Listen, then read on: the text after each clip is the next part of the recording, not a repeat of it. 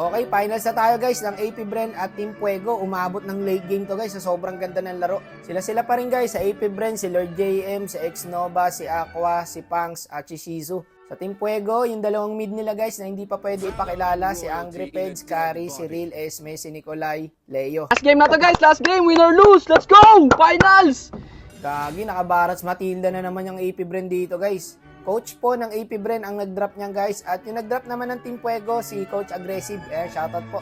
Simulan na natin boss. Hindi napansin ni Pangs dito guys. Nasa red buff pala niya nagsimula yung Leo. Ayun lang, wala siyang red. Wala rin nag-vision. Ay, sa red ko pa nag-start! Tanay Dana! Ano yan? May rotation pa! Aray ko po! Aray ko po! Kaya nangyari, up na yung first turtle guys. Level 3 pa lang si Pangs. At level 4 na si Nikolai. So ang unang pagong mapupunta sa Team Fuego. Sabay pupunta na naman sa red buff. Aray ko, wala na namang red. Aray ko po! Wala pa rin nagkaka-first bloodan guys ha. Magti 3 minutes na. Pero si Xnova rito hindi niya napansin. Ang dami pala nun boss. At ayun, napunta ang first blood kay Nikolai guys. Di pa gumagana yung meta. Mukhang ngayon pa lang. Ayun na nga sinasabi ko. Wala na, di na mabubuhay yung Eudora na yan guys. Walang ya. Dito pa nakalamang yung AP Bren guys oh. Ang hirap ng early nila. Isang mali lang ng Team Fuego. Lamang na agad ang AP Bren.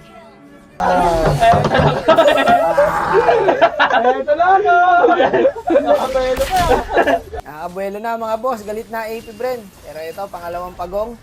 Ginawa ka na ng Team Fuego. Diba pare, itong Nikolai na to. Talaga sumasabay sa retriang kay Pangs guys. Shizu, mukhang delikado. At mukhang hindi na siya bubuhayin dito boss. Pinasok na sa tower. May nangyayari ding bakbakan dito, bossing ha. Angry Peds, pinagkaamot yung likod. Wala palang flicker yung Kari. Up na rin po ang pangatlong pagong at napunta sa AP Bren. Mukhang mag-i-invade yata sila. Isang mali lang ng Team Fuego guys, no? Napunta agad ang kalamangan sa AP Bren. Ito, ang ganda ng abang ng dalawa, oh. Ayun na, na-champuan nila yung Esme. Lusaw talaga yan, boss. Lunox Obsi. Aqua dito, lumubog na guys ha. Mukhang delikado siya rito par. Nag-flicker out, nag-flicker din yung Eudora. Kaya nabigyan siya ron. Pangs, naiwan. Ngayon lang ako nakakita ng dinosaur na lumilipad boss ha. Eto, up na yung unang Lord. Hindi napansin nila Pangs to eh. Na naglo-Lord na ang Team Fuego dito guys eh. Hindi ko rin alam kung ba't hindi napansin ni Lord JM kasi nasa top siya oh. Nagulat nga si Pangs dyan, naglo-Lord na. Kagi naglo-lord, ano yun? Wala mo si Kari, go bro! Kari! Kari na slide ko! Tingin! Asuhin mo Adin, asuhin mo! Aba, asuhin mo! Gulo-gulo na to! Doyo naman nun! Mabilis din kasi yung pagkaka-burst ng Lord guys. Kaya siguro hindi nila napansin. Eto, may binabalak ang Team Fuego dito. Conceal play, pipitasin nila si Lord JM. Pero wala na. Isa prank. Wala na! It's a prank! Hinahanap pa nga nila dyan nyo. Pero wala na, buy time sila ng AP Bren pre. At dito napunta ang pangalawang Lord sa AP Bren. Maganda pwestuhan ng Beleric guys ha, mukhang iikot to. Pipitasin yung Obsi. Pero naharangan ng Freya, kaya yung Freya yung napahamak par. Ang gandang lipad din ni Xnova tsaka ni Aqua dun oh. Napitas nila yung Kari pero mapipitas din ng Obsi. Nagkakatradean na mga boss ha. Gumaganda. Fresh pa yata yung Lord eh. Hindi pa yata na-detect yan eh. Ayan, nakit pa ng buhay oh. Nova, Pangs, pumasok. Ang kunat ng barracks mo, Pangs. Walang reverse guys, wala yung Kari. Wala, lilipad lang yan guys eh. Ang ganda sana ng abang ni Aqua dito guys. Nauntog na sa bato. Kaya nangyari, naipit siya. Ayun, lumubog na. Patay ang loko. Sayang, kung hindi nauntog sa bato, bursa na yung ano doon, yung Leo. Okay, mukhang out lang muna to. Magandang bakbakan nga ako guys, umabot ng late game. Ito, nagkakagulo na boss, wala na, di ko na alam nangyayari. Pero nakaka-plate yung Kari guys ha. Ayun lang, walang umaabot sa Kari boss. Bagsak si Pangs at si Xnova doon. Okay, item check muna tayo guys. Post nyo na lang kung may item kayo na gustong malaman sa mga hirong ginagamit nyo. Wala si Pangs, kaya sinamantala na ng Team Fuego ang pagkuha sa pangatlong Lord. Medyo mahirap-hirap na i-dep to, boss ha. Pangatlong Lord na to. Tignan natin kung paano i-dep ng AP Bren to, guys. Kung i-diretso na ng Team Fuego to eh. Pero maganda pinakita ni Lord Jane dito ya. Tinangkin niya yung 5 para ma-dep yung Lord. Ayan. Kung maiisip mo, maganda yung ginawa niya doon. Good trade yun. Para hindi sila mahirapan sa Lord. Ewan ko kung yun yung nasa plano ha, pero maganda yung guys, yung naisip ni Lord JM kung yun man. Ito maganda din nangyari dito pre. Nahila dito ni Pang si Nikolai. Gago, laban na ng buying sell to pre. Nikolai dito nag-buying sell, Pangs dito nag-buying sell, Pangs bumili ng imo. Putik na yan par, iba talaga maglaro mga pro player sa totoo lang. Pero Pangs dito mukhang patay, lumit yung barracks niya par, inabot siya ng Eudora.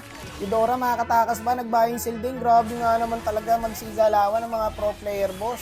Yung ina boss, ang sarap nila panoorin no, absolute tanda. Walang yung scene na yun boss. Kumbaga para ka nanonood ng cinema. Eto, up na po ang pang-apat na Lord. Medyo mahirap-hirap na i-dep yan guys ha.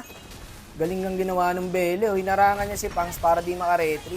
Pagbutahin mo na yung bagong room mo, Sir Fuego, pwede yan. Uy, delikado kay pare ha, Lord JM. Tatapusin na. Oop, yung dalawang MM dito, nagkaka-1v1, nagkaka-buying selan din, boss. Absolute tanda, boss. Pero mukhang maiipit dito yung Eudora. Wala, sandwich play siya dito, bossing. Wala na siyang tatakbuhan. Kaso kasi nakuha ng Team Fuego yung Lord, guys eh. Paganda ng paganda ang mga nangyayari, bossing. Nagkakalamangan lang, guys ha. Hindi mo alam kung sino mananalo eh. Kasi nagkakapalitan na lamang dito eh. Ayun na, lumalin yung Bele, boss. -3 po ang Team Fuego pero mabubuhay yung carry. Galing din ng Esme, talagang inarangan niya. Sabay nag-buying sell ng imo guys. Pero si Lord JM dito lumalak tower na par. Tapos sa bato, ewan ko. Ayan na, yung carry pare. Binabakbak na si Lord JM dito. Ang sakit na ng carry guys. Walang minions boss ha. Kaya baba ang AP Brand dito. Naiwan pa nga si Aqua. Ayun lang. Pop na yung Lord. Nadalawahan yung AP Brand. Pero napitas naman ni Pangs guys yung Esme. Kaya nangyari dito, -2 po ang AP Brand. Tapos hindi pa sila pinapalapit ng Bele dito. Ang galing ng Bele talaga, ya. Iba mag-vision tong Bele na to.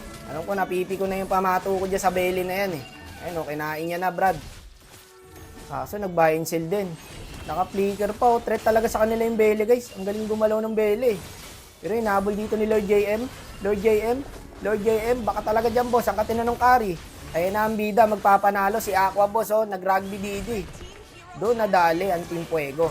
Ganda ng ginawa ni Aqua doon, boss. At eto, imimid na ng AP Brand to, guys. Yun na, dalawang punggo in the ball! Lipara mo na! Bang! Uy, flicker! Uy pa ako gagi, di niya ako mapalo. Slide power up! Bang! Ang kukulit nyo mga Team Fuego! Kaya pa rin sa ato yung balok na yan. So ayun, nanalo po ang AP Brand pero maganda pinakita ng Team Fuego guys ha, umabot ng finals eh. So dito na po nagtatapos and thank you po sa management ng AP Brand and sa management ng Team Fuego. God bless.